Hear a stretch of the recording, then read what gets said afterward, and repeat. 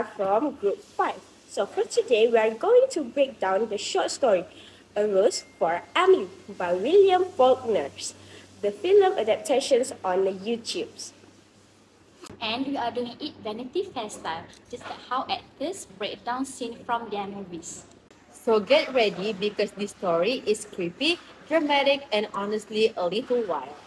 We will look at characters, plot, themes, atmosphere, and the biggest change of the film. And of course, the ending twist that shocked the whole town.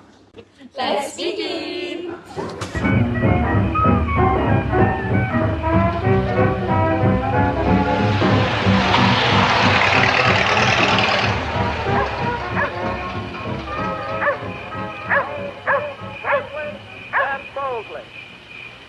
Nor need we shrink from honestly facing conditions in our country today.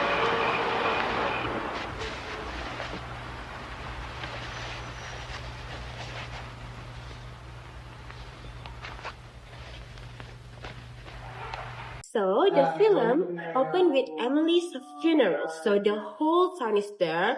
And in the short story, this moment is described through gossip. Okay, so by the film, show it with a slow shots and dramatic shadow.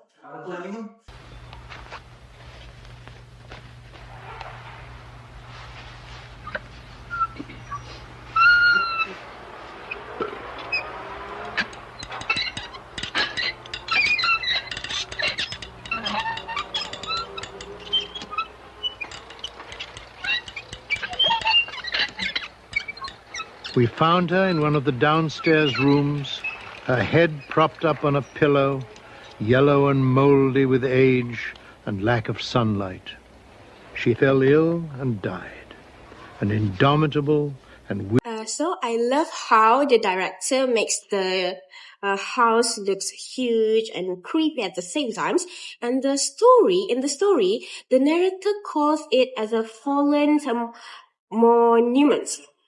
Where in the film we can see that the faded walls and also the old windows, and it somehow give the feels like a horror stand.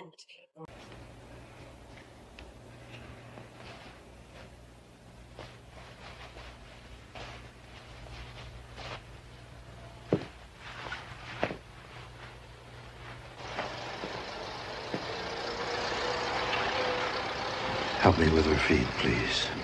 Miss Emily Grierson was a legend in our town, a disgraced and fallen monument who, people said, lived too much in the past with too many secrets. I need you to be real still now. Alive, we believed the Griersons held themselves a little too high for what they really were. None of the young men were quite good enough for Miss Emily. Well, that'll be just fine. Toby, get the jug. Oh, good. Colonel, we got business to do before we get too old talking it over. Mr. Grierson, I thought perhaps Miss Emily would... There's a dance next Saturday. She won't attend any dances.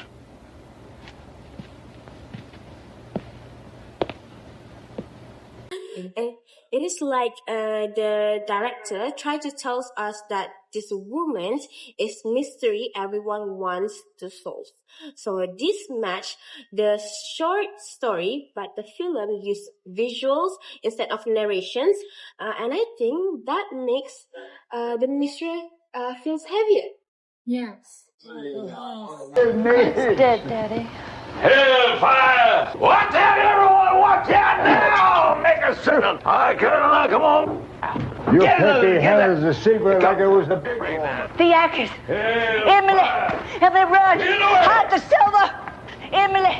Hide the silver! The Yankees! They're coming! Oh, my Lord! Oh, Stop! Oh, my God! Oh, hide the silver! Come on back here! The actors! Stop! Come on back Lord, here! help us so! Miss Emily, will she feel more safe tomorrow? Emily! Help me with my sister.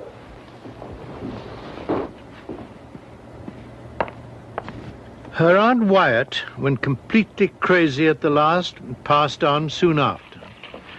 Now, this is the one of the strongest scene for me. The film shows Emily standing behind her father. He is tall, straight, and holding a whip. In the short story, the narrator tells us her father chased away every suitor. The film shows it in one sharp image. In this scene, Emily looks shy and trapped. The way she keeps her head slightly down shows how controlled she is. You'll have plenty of chance to get in the wedding dress. I don't want any more of your moves. Oh, really was trouble enough. Only for you.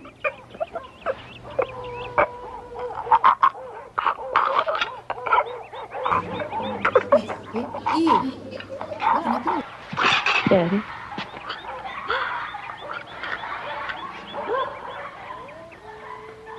Daddy.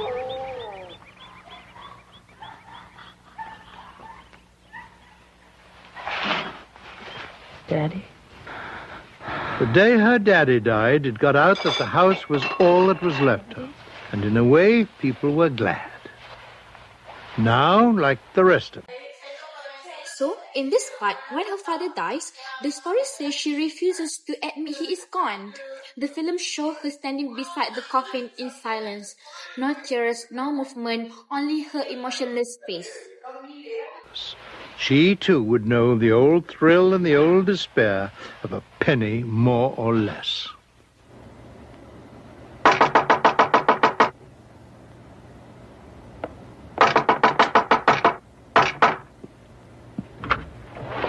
Miss Emily, we are so sorry to hear about your poor daddy's death. My father's not dead. Well, what do you mean? So, basically, in this scene highlights the theme of control, isolation, and how her father shaped her life. The film really brings this emotional damage to the screen. You're in a little closer. Your other left. Your other Sorry about the trouble and noise. We're blowing up stumps for the new sidewalk. Looks like you're doing a little barbering.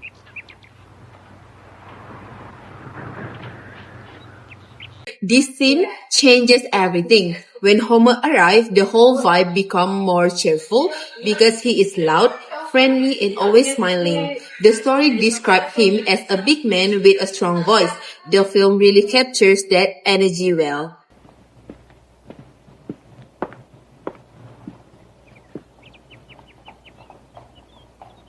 That's my father. He passed away just recently. Let's go. It's nice out.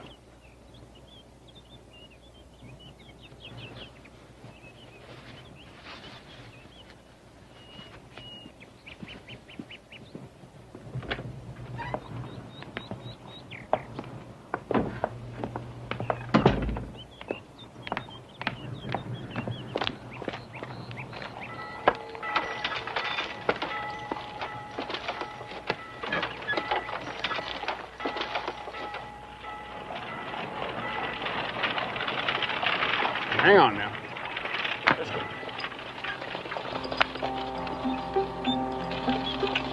Right away, people began whispering, as Miss Emily and the Yankees' imagined conduct was looked upon as if they were wild beasts with only a temporary resemblance to civilized human beings. Everybody loved the gossip. It was lively romance, like public accounts of arson and murder, even when we believed that she was fallen. It was as though she demanded more than ever the recognition. When Emily starts riding with him in the buggy, the townspeople stare and whisper. This mirrors the short story closely, where the movie used close-up shots of short face, making it feel like the whole town is watching and judging her. Dignity was the last risk.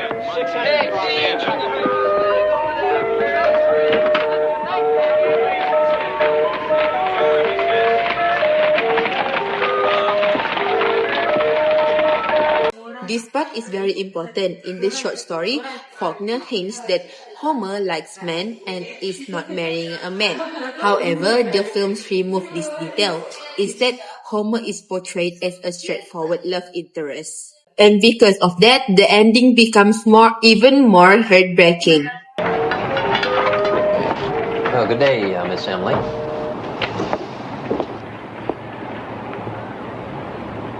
I want some poison.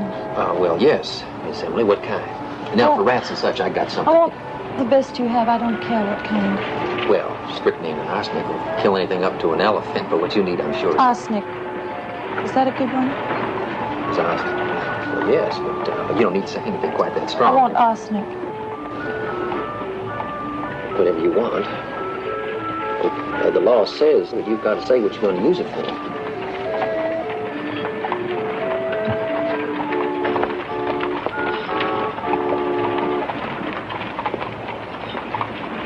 This pharmacy scene is a key.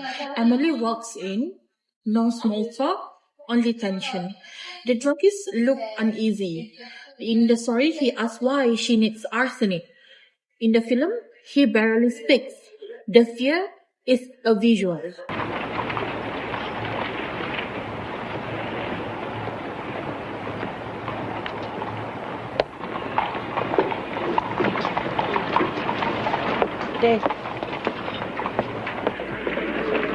The close-up on the package reading for rats, foreshadows tragedy, like in the short story. And so she passed from generation to generation, dear, inescapable, impervious, tranquil, and perverse.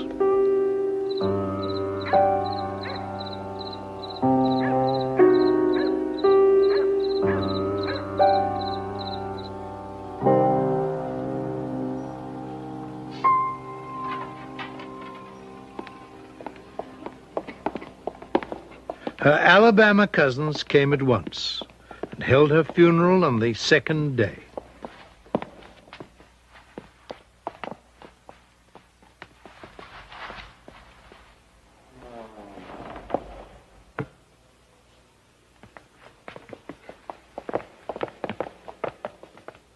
They buried her in the old city cemetery, even then abandoned, among the rows of both Union and Confederate dead who fell at the Battle of Jefferson.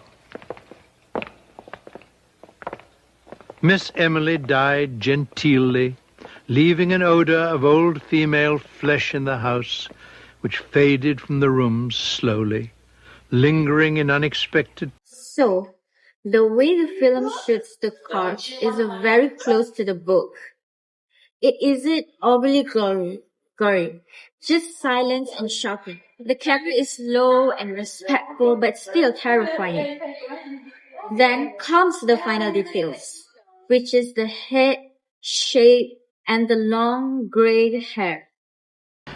There is a room upstairs that is locked. Yes, ma'am. Toby didn't say anything to me. Toby's long since gone. Everything's gone.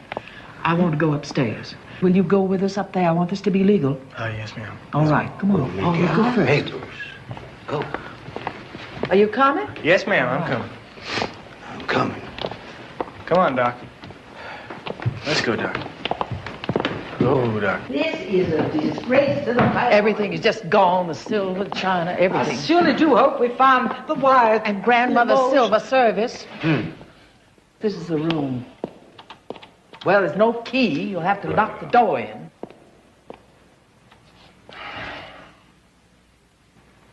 If you excuse me, ladies.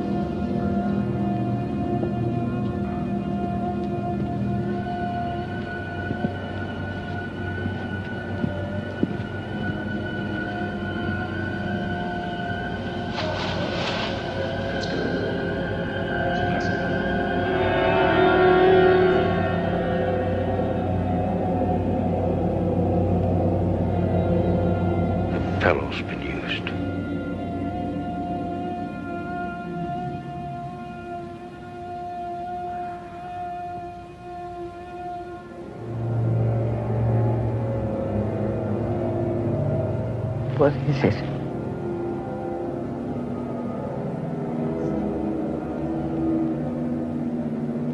It's a long strand of gray hair.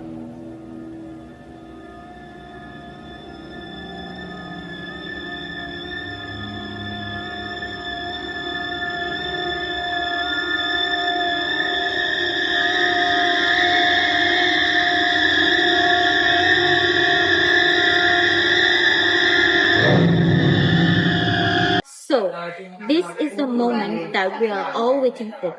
The townspeople finally enter the locked upstairs room, and it looks exactly how it was described in the story.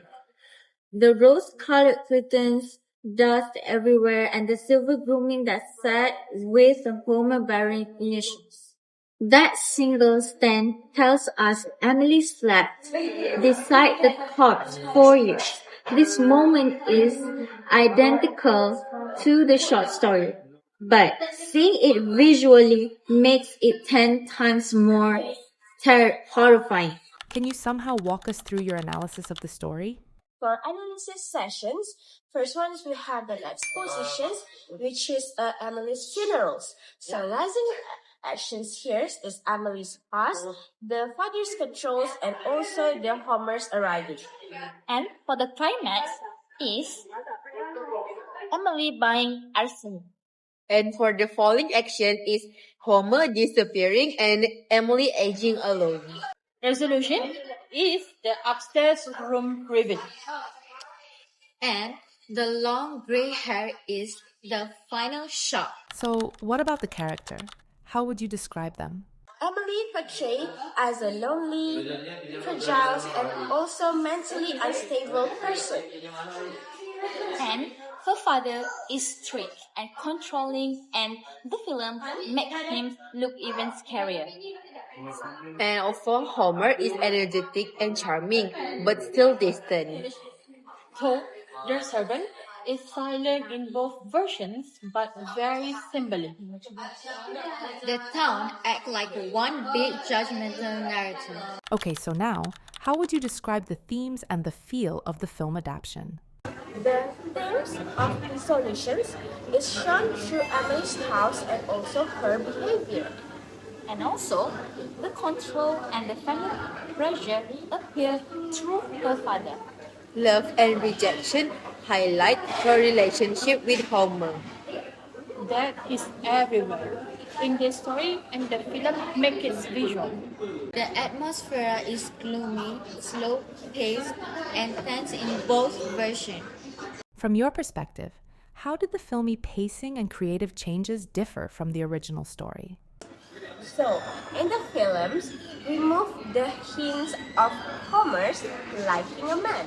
And also, the movie uses gaslighting that the story only implies. The movie also used more facial expression instead of narration. Okay, so the timeline is more linear compared to the story's non-linear flashbacks. The film shows emotions the story only describes. Appreciate all the answer. And now, can you share your conclusion of the story? For the conclusions, I group things that this short story is impactful and a good story because we can actually feel the emotions and also the good setting. But the short story gives more depth because the tone's voice adds layers of judgment. The movie makes Homer seems more like a romantic partner, so the ending feels more like tragic.